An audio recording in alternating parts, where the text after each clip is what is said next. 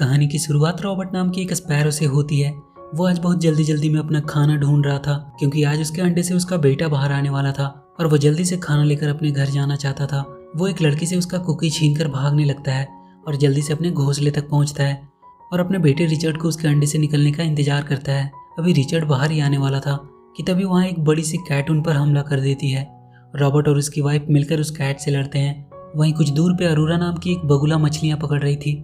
तभी उसे उस कैट की आवाज़ सुनाई देती है। वो भागकर तुरंत वहाँ पहुँचती है। वो देखती है कि वहाँ कोई नहीं है।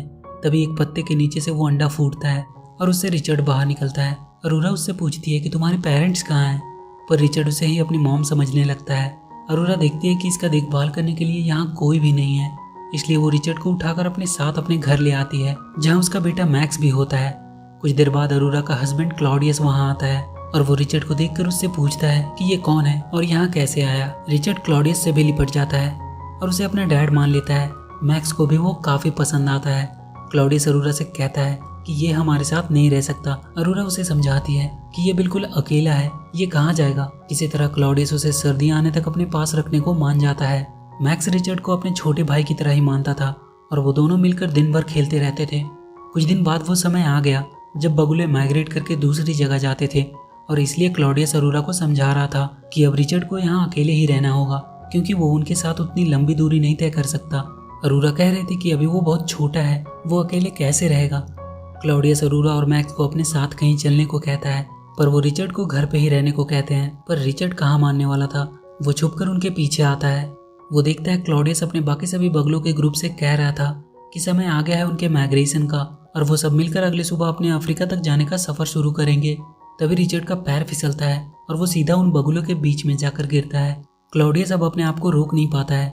वो रिचर्ड से कहता है कि वो एक स्पैरो है, इसलिए वो उन बगुलों के साथ नहीं आ सकता। रिचर्ड हंसने लगता है और कहता है कि आप मजाक कर रहे हो ना, वो तो एक बगुला है, अभी वो छोटा है इसलिए ऐसा है, पर बड़ा होकर बिल्कुल वो उनके जैसा ही दिखेगा। अरोरा रिचर्ड को लेकर उस जगह पर जाती है जहाँ उसे वो मिला था। वो उसे बताती है कि तुम मुझे यहाँ मिले थे, तुम्हारे पेरेंट्स यहाँ नहीं थे जब तुम पैदा हुए थे, इसलिए वो उसे अपने साथ लेकर चली गई। रिचर्ड मानने को तैयार ही नहीं था कि वो उनका बेटा नहीं है। वो गुस्से में वहाँ से तेजी से उड़कर जाने लगता है और कहता है कि चाहे कोई कुछ भी कहे, वो एक बगुला ही है। मैक्स भी अपने डैड को समझाने की कोशिश कर रहा था कि वो रिचर्ड को अपने साथ लेकर चले, पर क्लॉडियस उसे बताता है कि स्पैरो ऊंची और लंबी उड़ान नहीं भर सकते, वो इस जर्नी में उनके साथ सरवाइव नहीं कर पाएगा। तभी वहाँ रिचर्ड आता है और कहता है कि वो उनके साथ कल अफ्रीका तक जाने के लिए बिल्कुल तैयार है। वो देखता है मैक्स बहुत उदास लग रहा है। अगली सुबह रिचर्ड के उठने से पहले ही वो तीनों अपने सफर के लिए निकल जाते हैं। रिचर्ड की पानी की कुछ बूंदों से उसकी नींद खुलती है। वो देखता है सब वहाँ से जा चुके हैं। वो उन्हें बहुत आवाज़ देता है पर उसका कोई भी फायदा नहीं, वो लोग जा चुके थे। रिचर्ड उनकी तरफ उड़ने की कोशिश करता है पर तेज हवाओं की वजह से वो वहीं नीचे गिर जाता है और बेहोश हो जाता है। तभी रात को वहाँ ओल्गा नाम का एक आउल उसके पास आता है और उसे उठाता है। ओल्गा को देखते ही रिचर्ड बुरी तरह से डर जाता है। वो उसे पूछता है कि क्या वो अफ्रीका में है, क्योंकि वो अपनी फैमिली के साथ अफ्रीका जाने वाला था। ओल्गा उससे कहता है कि तुम तो एक स्पैरो हो, तुम क्यों अफ्रीका जाना चाहते हो। रिचर्ड उसे यकीन दिलाने की कोशिश करता है कि वो स्पैरो नहीं बल्कि एक बगुला है जो अपने झुंड से बिछड़ गया है और वो वहाँ से जाने लगता है। पर रात होने की वजह से उसे समझ नहीं आ रहा था कि वो किस डायरेक्शन में जाए। तभी उस पर कुछ बैट्स हमला कर देते हैं। वो उसे पकड़ने ही वाले होते हैं कि ओल्गा आकर उसे बचा लेता है, पर वो बैट्स उनका अब भी पीछा कर रहे थे। किसी तरह ओल्गा उन बैट्स को एक गाड़ी से टकरा देता है और वो लोग अपना पीछा छुड़ाते हैं उनसे। रिचर्ड ओल्गा से रिक्वेस्ट करता है कि क्या वो उसे अफ्रीका तक ले जाने में उसकी मदद करेगा। ओल्गा मान जाता है। सुबह जब रिचर्ड की आंख खुलती है तो वो देखता है कि वो एक बस की छत पर है। वो ओल्गा को उठाता है और पूछता है कि वो कहाँ है। ओल्गा बताता है कि रात में उसे नींद आ गई थी, इसलिए उसने इस बस के ऊपर सोने का डिसाइड किया था, पर अब पता नहीं कि ये बस उन्हें कहाँ ले आई है। वहाँ के कुछ स्पैरो से उन्हें पता चलता है कि वो लोग फ्रांस में हैं। वो दोनों वहाँ के कुछ कबूतरों से पूछते हैं कि उन्होंने कोई बगुले के झुंड को इधर से जाते देखा क्या। उनसे उन्हें पता चलता है कि बगुलों का झुंड यहाँ से साउथ की तरफ गया है। आगे हम किकी नाम के एक पैरट को देखते हैं जो कि एक पिंजरे में बंद था। वो उस पिंजरे से हमेशा से बाहर निकलना चाहता था क्योंकि उसे एक मशहूर सिंगर बनने के लिए इटली जाना था। वो टीवी में देखता है कि इटली के लिए ट्रेन बहुत जल्द खुलने वाली है। वो किसी तरह से उस पिंजरे से बाहर आना चाहता था। तभी उसे अपने छत पर ओल्गा और रिचर्ड बात करते हुए सुनाई दिए। वो उन्हें आवाज देकर नीचे बुलाता है और रिचर्ड से उसके पिंजरे को खोलने को कहता है। वो उनसे झूठ बोल देता है कि वो उन्हें अफ्रीका पहुंचा देगा। रिचर्ड उसका पिंजरा खोल देता है पर किकी को उड़ना नहीं आता था, इसलिए ओल्गा और रिचर्ड उसे उठाकर वहां से बाहर ले आते हैं। ओल्गा उसे ऊपर से छोड़ देता है और उसे खुद उड़ने को कहता है। किकी किसी तरह गिरते गिरते उड़ रहा था। वो तीनों अब स्टेशन पहुंच चुके थे। किकी उन्हें एक ट्रेन में चढ़ जाने को कहता है जो इटली जा रही थी, पर वो उन्हें झूठ बोल देता है कि ये ट्रेन अफ्रीका जा रही है। अब रात हो चुकी थी। वो तीनों वहीं ट्रेन में सो जाते हैं। सुबह किकी उन सबसे पहले उठकर ट्रेन से उतर जाता है। कुछ देर बाद ओल्गा और रिचर्ड की भी आंख खुलती है और ट्रेन से बाहर आते हैं। वो दोनों किकी को ढूंढने लगते हैं। स्टेशन के बाहर के कुछ क्रो से उन्हें पता चलता है कि वो लोग अफ्रीका में नहीं बल्कि इटली में हैं। वो दोनों बहुत गुस्सा होते हैं कि किकी ने उन्हें धोखा दिया है। रिचर्ड ओल्गा पे भी गुस्सा हो जाता है क्योंकि वो उसे समझाने की कोशिश कर रहा था कि वो एक स्पैरो है, न कि एक बगुला, इसलिए उसे अफ्रीका जाने की जिद छोड़ देने को कहता है। रिचर्ड गुस्से में अकेला ही कहीं चला जाता है। किकी अपने म्यूजिक कॉन्सर्ट में पहुंच चुका था जहां बहुत से बर्ड का सिंगिंग प्रोग्राम होने वाला था। वो अपनी बारी का इंतजार करता है, पर वो देखता है कि उसका गाना जो वो गाने वाला है वो कोई और पैरोट गा रहा है। वो उदास हो जाता है और रोते रोते वहां से बाहर आ जाता है।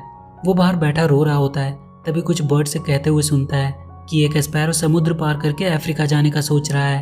वो समझ जाता है कि वो रिचर्ड ही है। वो तुरंत उसे बचाने के लिए भागता है।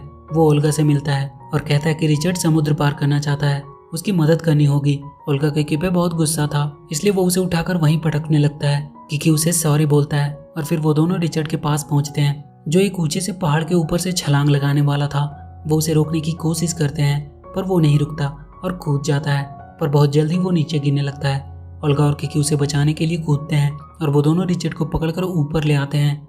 वो तीनों अब बादलों के बहुत ऊपर उड़ रहे थे। वो तीनों अफ्रीका की तरफ बढ़ जाते हैं। उड़ते उड़ते अब रात हो चुकी थी। तभी एक प्लेन उनकी तरफ आता हुआ दिखाई देता है। वो उससे बचने की कोशिश करते हैं पर ओल्गा प्लेन से टकराकर नीचे गिरने लगता है। वो दोनों उसे पकड़ते हैं पर वो बहुत भारी था। वो जल्दी कहीं लैंड करने का जगह ढूंढने लगते हैं पर चारों तरफ सिर्फ पानी ही पानी था। तभी उन्हें एक शिप दिखाई देती है। वो उसके ऊपर जाकर गिरते हैं। ओल्गा अभी भी बेहोश ही था। वो दोनों उसे उठाने की काफी कोशिश करते हैं पर ओल्गा नहीं उठता है। वो रोने लगते हैं। तभी ओल्गा अपनी आंख खोलता है। वो तीनों काफी खुश हो जाते हैं। सुबह किकी उन्हें बताता है कि यह शिप भी अफ्रीका की तरफ ही जा रहा है और वो लोग बहुत जल्द अफ्रीका में होंगे। उन बगुलों का झुंड भी अब तक अफ्रीका पहुंच चुका था, पर मैक्स क्लॉडियस से काफी नाराज था कि उन्होंने उसके भाई रिचर्ड को वहां अकेला छोड़ दिया। वो गुस्से में वहां से जाने लगता है। क्लॉडियस उसे रोकने के लिए उसके पीछे जाता है। मैक्स को वहां एक होल दिखाई देता है और वो उसी के अंदर गिर जाता है। रिचर्ड का शिप भी अब अफ्रीका पहुंच चुका था। वहां के दो कबूतर उन्हें बताते हैं कि एक बगुलों का झुंड यहाँ पास में ही आया है और उनके लीडर क्लॉडियस का बेटा मैक्स कहीं खो गया है। वो लोग उन्हें ढूंढ रहे हैं। वो उन्हें उनके पास ले जाने में उनकी मदद करते हैं। क्लॉडियस उस होल के अंदर नहीं जा पा रहा था क्योंकि वो बहुत छोटा था। तभी वहाँ रिचर्ड आता है और पूछता है कि मैक्स कहाँ है। अरोरा रिचर्ड को देखकर काफी खुश हो जाती है। वो बताते हैं कि मैक्स इस होल में गिर गया है। वो तीनों मैक्स को ढूंढने के लिए उस गुफा में जाते हैं। अंदर बहुत से जानवर की हड्डियां पड़ी थी।